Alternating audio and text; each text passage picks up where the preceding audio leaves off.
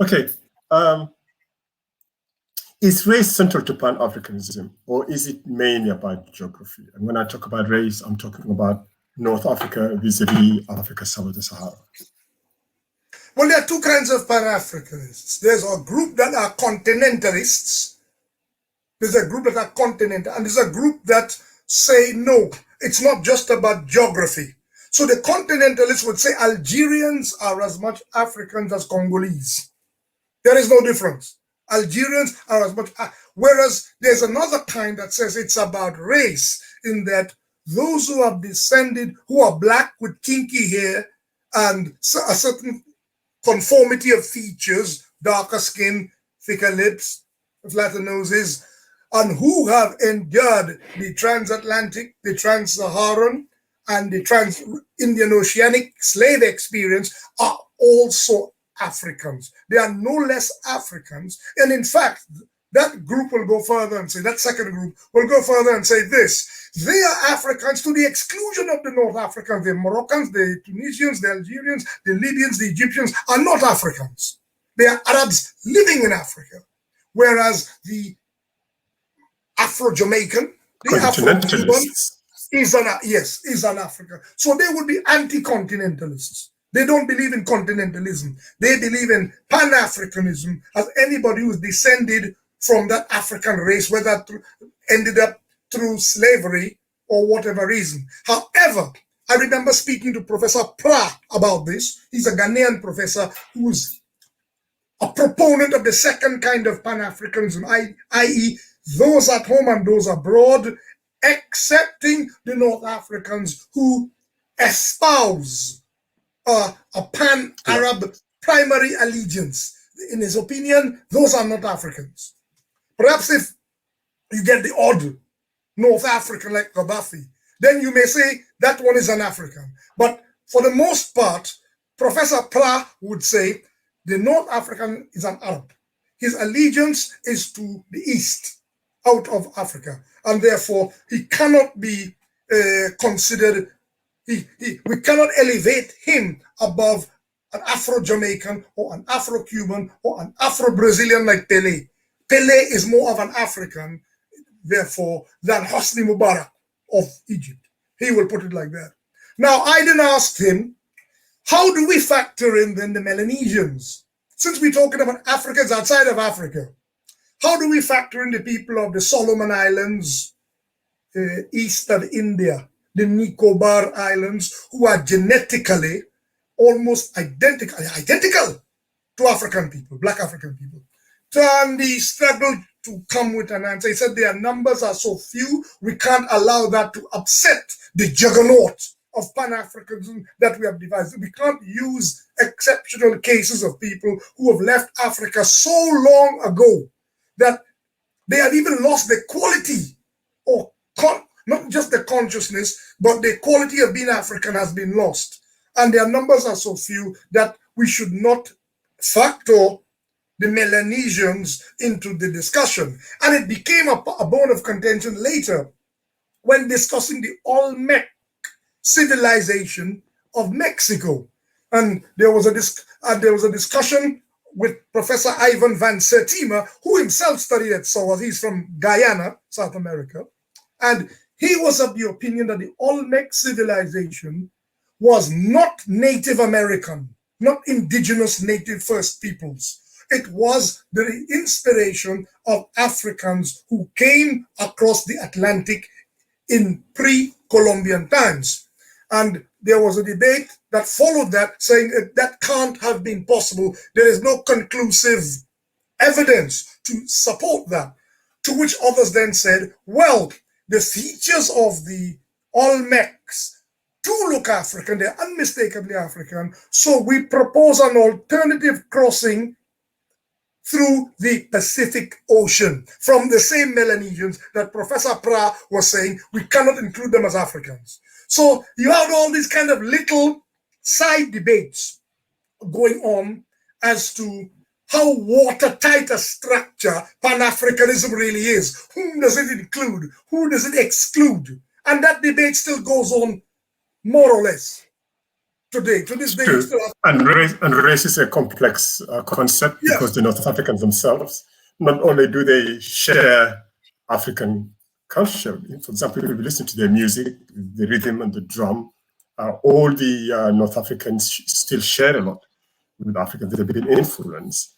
Plus, also, in terms of genetic inheritance, you were talking about Hosni Mubarak, and Hosni Mubarak's hair is probably curlier than yours. Yeah, or maybe the same. Maybe the same. So it's quite interesting. That's one bit as well. Another argument, another point that's important is the Polynesian immigration and history of other people with dark skin in the world. It's not related. People can argue it's not connected to what we think of as African now. It's linked to the original universal human migration from Africa. It's just that climatically they have no reason to change. They retained. They did not only change. So then you start to stretch the argument because ultimately everybody is African. Okay, are there Africans who oppose the idea of Pan-Africanism? Are there African leaders who did? And if they did, is there a name to such a movement? What were the arguments against Pan-Africanism? There are on both sides I'm thinking about people like Senghor, for example, that I heard negritude movement and things like that. Was that opposed to Pan-Africanism? No, I wouldn't say that. No, what I would say with Leopold Senghor, he was of the opinion that he took the received opinion that Africa, something echoed by Macron. Was it Macron recently who said something like, Africa is in a state of suspended childhood? I believe Macron said something to that effect recently. But Leopold Senghor, and not just Leopold Senghor of Senegal, remember he became the Senegal's first president, but not just he, also Aimé Césaire of either Martinique or Guadeloupe, who they were both proponents of the negritude movement. The negritude movement does not disavow or exclude the diaspora. They do not exclude the diaspora. What their premise they start from is that we accept the European idea that Africa did not have civilization in the Eurocentric sense of the word. So they did. So, for example, the negritude movement didn't think much about the temples of Egypt as African. They would say, no, we accept what the Europeans say. These people are Asiatics or whatever they are. We accept. We don't contest it. So in the same country that where Senghor comes from, you had his political opponent, because they actually were political, Sheikh Anta Diop, who said, no. You are a poet and an academic who has not studied anthropology and history, President Senghor. You may not know the extent of the African contribution to ancient Egypt that makes ancient Egypt originally an African civilization. So while we accept your idea of negritude in that we have our own intrinsic development among the people called the Pygmies, the Batwa, they have their own alternative notions of civilization, or the Pokot, or the Turkana, or the Rendil. I'm calling some now nomadic peoples to give a complete contrast to settled civilization. At the same time, Sheikh Anta Diop says, no, we have both. Africa is vast enough to accommodate both. And so we had settled civilization with writing and temples and developed agriculture like ancient Egypt. At the same time, the other kind of what Professor Ali Mazrui calls romantica primitiva, the negritude idea of what Africa was. He said, yes, we had that too, but you, Senghor, are trying to limit Africa to what the white man said Africa was, just primitive, romantica primitiva. So then Professor Ali Mazrui of Kenya then says, to juxtapose these two scholars, President Senghor and Sheikh Anta Diop, both from Senegal, President Senghor was a proponent of romantica primitiva. Sheikh Anta Diop was a proponent of Romantica Gloriana, big temples, pyramids, civilization that the white man learned from.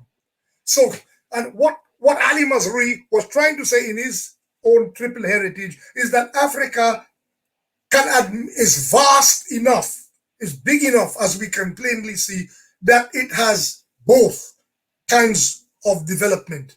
You get the herders, the hunter-gatherers, you get the sedentarists, the settled cultivators, and from the settled cultivators you will get all of these temples and writing and what they call organized religion and all the rest of it. And from the herders you will get their own internal dialectic, which when the white man arrived, the white man called primitive. And all of Africa was meant to be, so wherever they went civilization in Africa, like Carthage or Kemet, ancient Egypt, or Kush, Nubia, Sudan, or Motapa, Zimbabwe, they said it must have been some external influence. It must have come, Zimbabwe, Motapa must have come from must have been King Solomon's mines. The Hebrews went there and they put some civilization there, and then they went away and the Africans tinkered with it a little bit and so forth. So these are the two main ideas but I don't think the Senghor, the Negritude movement, excluded, because Aimé Césaire was a part of the Negritude movement. Why does the ruling class in Africa still cling so much to the artificial and meaningless boundaries that the colonials left? And how much, and is it such a big problem now that it has actually created an unsurmountable obstacle to this grand united super state of Africa? Well, I think that the ruling classes in Africa would have clung to anything that would keep them in power. The artificiality of the boundaries is just a detail. It keeps them in power. But if non-artificial boundaries were created that would keep them in power, they would vote for that too. I don't think the artificiality of the boundaries is what they are clinging to. They are clinging to power by any means necessary. That's what they are. The thing is, we have created, out of our own colonial experience, new dynasties. And these people like Isabel dos Santos, I think she's the richest woman, not the richest African. I think she's the richest woman in the world. You can check the facts. The daughter of Eduardo dos Santos in Angola. These people are about creating their own fiefdoms and dynasties. And they would not want anything to upset that. So he was a socialist, he was a communist. And because of this, he automatically received Cuban assistance. And we all, because we are at that stage of our lives, we are all pro-socialist. We automatically sided with Angola's ruler, Eduardo dos Santos. We welcomed. Not knowing. We didn't know. We accepted the Cubans should come. The Cubans didn't know. Even the Cubans didn't know. They just said, this is socialism. This is part of our international project, and we will support it. And of course, on the other side, what did we see? America supporting South Africa to invade it through what was then called German Southwest Africa, today known Namibia. Yeah, so we picked sides. Obviously we would, because that's an apartheid state with American help, invading and supporting Jonas Savimbi of Angola. Little did we know, as soon as we helped to oust Jonas Savimbi, who was an avowed capitalist, he didn't make any secret of it, we had reinforced, we had consolidated somebody who was only socialist to the outside world, but in his private life. Yeah. So you have this kind of, these leaders really have a lot, worse still in the French colonies, that he's Portuguese, and because we know the curious thing about the Iberian Peninsula is that the Iberian Peninsula did not undergo an industrial revolution the way England, the empire of Great Britain did, and then France, and well, America and Great Britain had the biggest expression of an industrial revolution. And then France and Germany, France. But okay, what we do know is that Portugal and Spain, who started slavery did not undergo that industrial revolution. So they kind of squandered whatever they had gained from being the pioneers of slavery and colonialism. They squandered it. And so when Angola was and Mozambique and these places were seeking independence, there was little that Portugal could really do. They really didn't have that much strength to prevent them. Now, with the French colonies, the French used the focus of culture. What they decided, what France had over Britain is the pretense of a higher culture. And they made that, they deployed a policy among their colonies called assimilation. It was a sham, but Senghor have been at the French Language Academy. He has been the Minister of Education in France. Before him, Blaise Diagne. What higher status could he reach? Before Senghor, you had Blaise Diagne. Diagne was a member of parliament in France. But they do this to give, remember that France has one eye on Great Britain, who is a much smaller country, the country, but in terms of political reach and influence in the world, Britain was ahead. Equally formidable or ahead. Yes. Well, once the Industrial Revolution kicked off, you couldn't stop Britain. Now, France had a larger African colonial empire in terms of geography. It was large in terms of geography. I mean, when you look in terms of Mauritania and Senegal in the west, go all the way to Djibouti, apart from the Sudan, they got as far as Chad, all that landmass. So you're talking about Algeria, Morocco, Tunis, Mauritania, Senegal, all those countries, Niger, Burkina, well, it was called Haute Volta, Upper Volta in those days, all that landmass.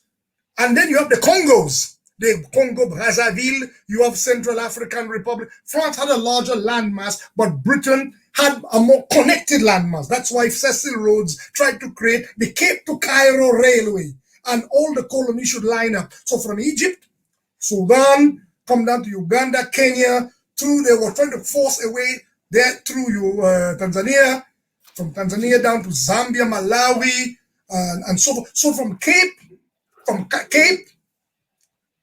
the other way around, from Cairo, from Cape South to Cairo to the north, Britain had transport access to goods and services. And that is where they were beating the French. The French Empire was large, but it was desert. The whole of that North Africa we have spoken about, from Mauritania to Chad. I mean, now they know they had more uranium and all of those very important phosphates in Sahara, in all those places they have discovered. But in those days, they didn't know too much about the mineral wealth of now they know they have a policy, because those countries are very poor. Republic du Niger, Chad, they're very poor. So the French policy is to still use that cultural leverage of inclusivity in order to handpick leaders. They handpick leaders to maintain the source of raw materials flowing from the French former African colonies back to France. Otherwise, without Africa, France will effectively cease to exist. Yes, tragic. Africa's ethnic diversity is supposed to be our joy and pride, but it has now become one of the biggest obstacles for the continent's development and the stability of the countries. Do you think that the success of Pan-Africanism in the future, the creation of a single united super-African state, will it exacerbate ethnic feuds, or is it going to improve them? Should African Union now work towards agreeing on a single African language that perhaps might enhance, accelerate the integration of all these people? Or isn't that necessary? I think it's aspirational. It's aspirational, but in the meantime, the old expression, while the grass is growing, the horse is starving to death. I think that in the end, these things will prove to be a strength, but getting there will take a very long time. To the extent that if perhaps Julius Nyerere wanted a regional language like what he did with Kiswahili, most of the Tanzanians at the time did not speak Swahili, but because the trading routes were opened up during the time of the Omani slave trade from Zanzibar to the eastern Congo, Swahili was a lingua franca, a third language, if not a second language, but most people could understand some form of Swahili. But it would not have been by a long chalk the first language of the Sukuma or the Chaga or the Maasai, or I'm talking of those Tanzanian groups. They wouldn't, or the Hehe, or whatever other Tanzanian group. But what Nyerere managed to do, he did it piecemeal, all right?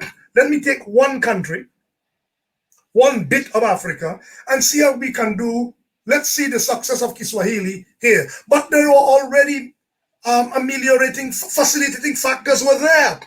People spoke Kiswahili the way you have Pidgin English spoken in southern Nigeria. It was already a lingua franca, and quite paradoxically, a colonial legacy lingua franca. So, yes, while we might applaud the success of Kiswahili throughout the whole of Tanzania and beyond, because it is almost virtually a second lingua franca in Kenya, it is understood and widely spoken, even though Luganda is the primary language in Uganda, it is still seen as too Baganda-centric, the Luganda language. So other people, if they want to have a more of a lingua franca, a less invested lingua franca, they will use Kiswahili. Rwanda, following the Rwandese genocide and the repudiation of the French language and French culture in Rwanda, they have, well, of course, they have their own language, Kinyarwanda. We know that the Rwandese, whether Bahutu or Batutsi, they have Kinyarwanda. But at the same time, they have adopted and introduced more Kiswahili as well as English. But more, well, the English is another matter. That's political, and I don't want to talk about that today. But the introduction of Kiswahili into Burundi and Rwanda is also an organic process. So it can happen organically, but what about when you have countries where they refuse it? Like take Nigeria. There is no way the Igbo will settle for speaking Yoruba or Hausa. No way. No. So there in the case of, and this might sound politically incorrect for me to say this, but in the case of East Africa, where there were no organized kingdoms, it seems to have been an easier process. A large part of Tanzania was pastoral nomads, like the Barabeg and those people, Maasai and others. Large parts of Kenya were, you have the Rendil, the Turkana, the Boran, the one related to Samburu, related to the Maasai, the Samburu. You have a lot of these people, the Pokot, and which are related to the Luo, and so. But in Tanzania, you really didn't have organized kingdoms. Like say in Uganda, you have the Baganda kingdom. It's centralized, strong, and distinct. Then you have the Batoro kingdom to the west of the Baganda, near to the Ruwenzori area. And you have these organized kingdoms. You have the Kikuyus, which were quite organized in that central part of Kenya, and so on. Well, of course, Rwanda, Burundi, you had the Tutsi thing going on. We won't speak about that perhaps today.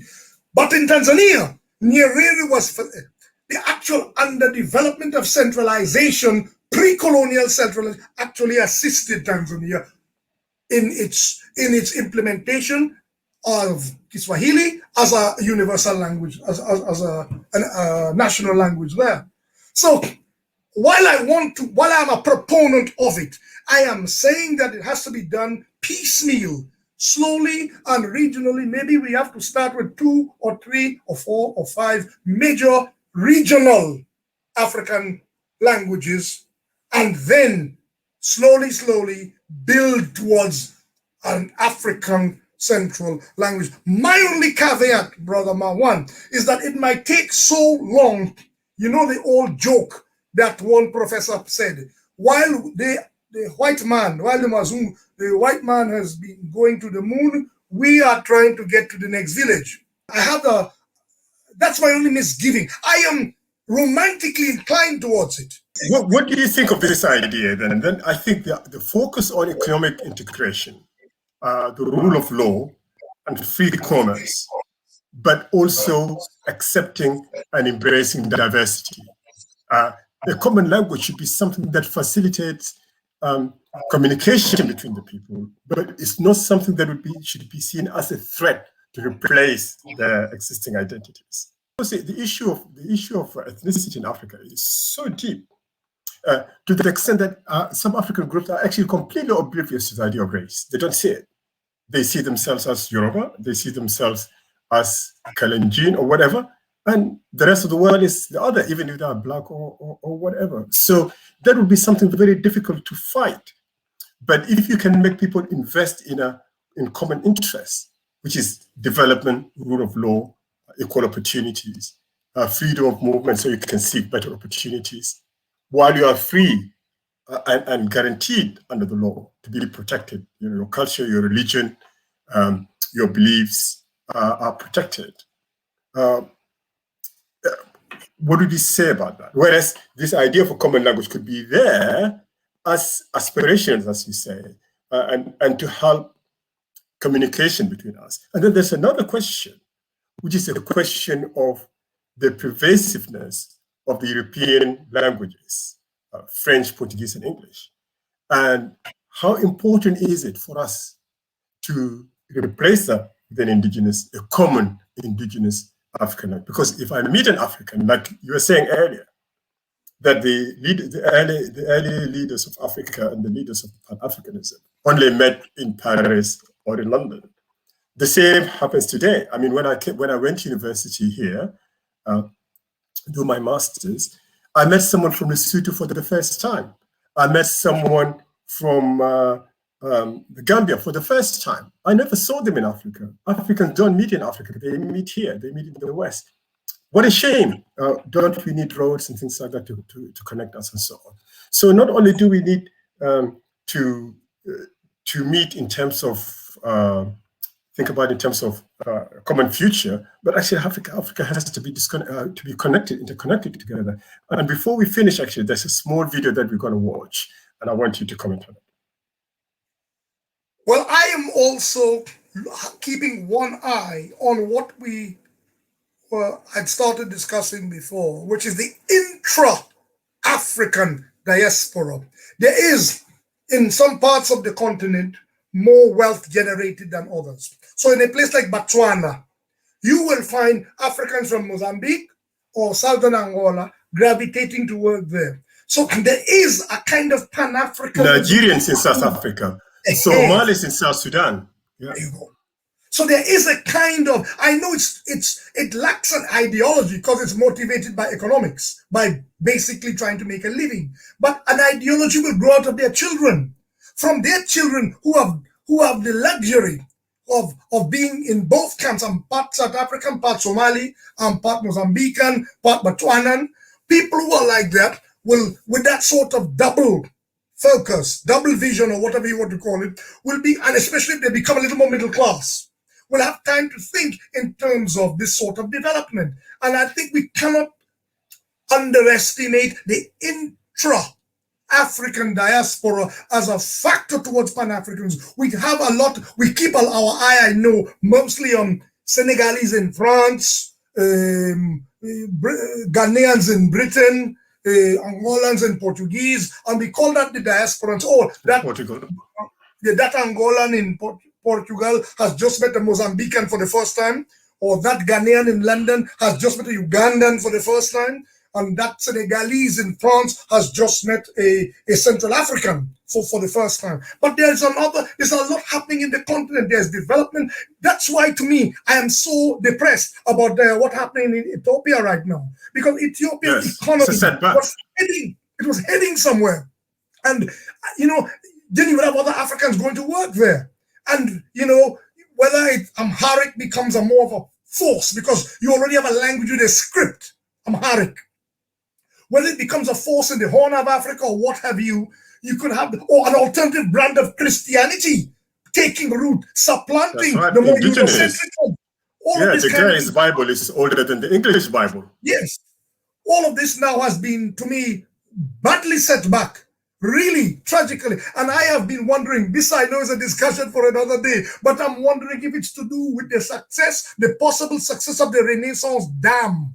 I suspect there must be something behind this inexplicable conflict. Recently, we spoke about, I know we are going off topic, just give me 1 minute. We talked about not being able to understand what is in it for Eritrea. Why are, now they have uncovered direct cases, incontestable cases of rape, mass rape of Tigrayan people in Mekelle and outside of Mekelle by not only Ethiopian soldiers, but Eritrean soldiers. And I asked myself, you people are so close culturally. I mean, in fact, Tigray and Tigrinya and Tigray is the same. It's a colonial boundary between one ethnic group. I mean, it's tragic. It's like the Yoruba in Benin and in Nigeria, yeah. It's like Yoruba. They don't think they are one. I mean, it really boggles my mind. They don't think they are one. The Nigerian Yoruba is so proud being Nigerian.